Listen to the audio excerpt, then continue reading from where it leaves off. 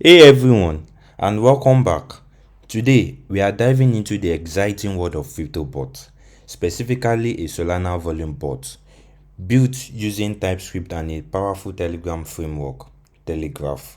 This bot isn't just a simple responder, it's a full-fledged tool for managing Solana wallets, running transaction simulations, and executing real-time volume on the Solana blockchain.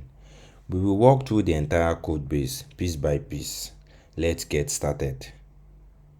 First, let's look at the top of the file, our imports and setup. This is a TypeScript project which gives us great type safety. Notice the import we are using, the Telegraf for the Telegram interface, and some other key modules from our local files like the create keys, volume, distribute, and simulate. Crucially, we import core Solana libraries like the Keypair and the public key from the Solana Web3.js module. We also load environment variables using the .env config, and our core configuration also needs the Telegram token, which was imported from here. This bot uses webhooks, which is the standard way to run a production Telegram bot.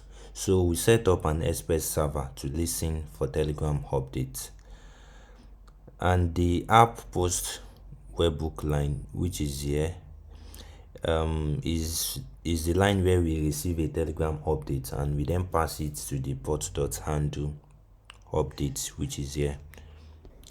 The heart of this bot is user-specific Solana wallet management. This is handled in our middleware. We use bot.use session to persist information between users' messages. And the next piece of middleware is crucial. It checks if the user has a saved wallet file in our user wallet directory. And if a file exists, it loads the Keypair and attaches it to the context object as a context.user wallet. And then this makes the user's main wallet instantly available for any command that follows. The next is the send main menu function, but before I go into that, let me explain the next one, which is the create wallet.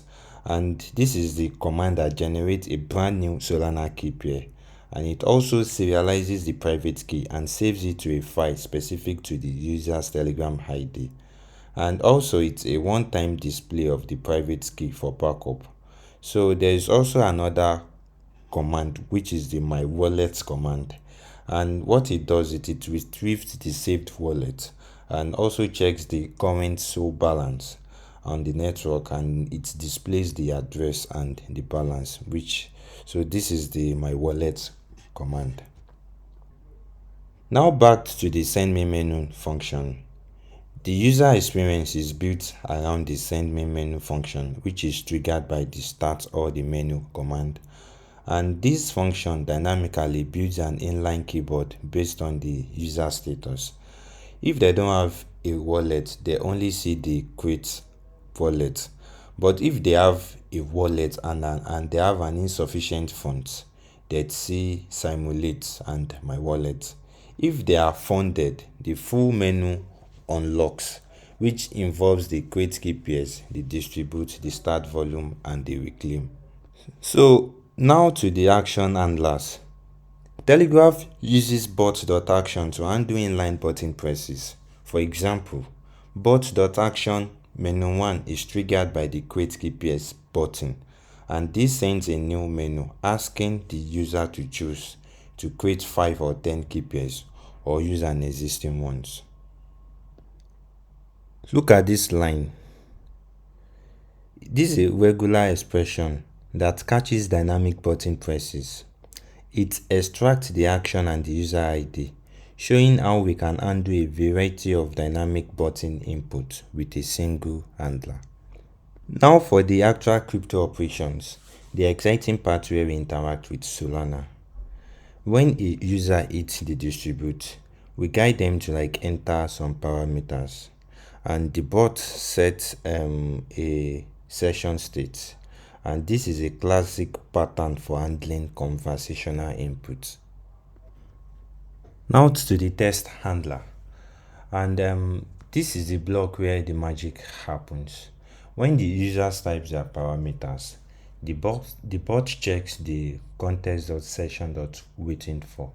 If it is distribute sol ATA, it passes the input and calls the external sender function. This is the external sender function which was imported, and with the required parameters like the sol amount, the Jito type amount, and the steps. The sender function is responsible for sending transactions to distribute sol or the wrapped sol across the user's LPass wallet by often bundling them for efficiency using the Jito bundles. The simulate action triggers a call to calculate volume and sol loss, which is an off-chain calculation to estimate cost before running transactions. And the volume actions calls the main volume function, and it executes the actual buying and selling cycles on a given market ID.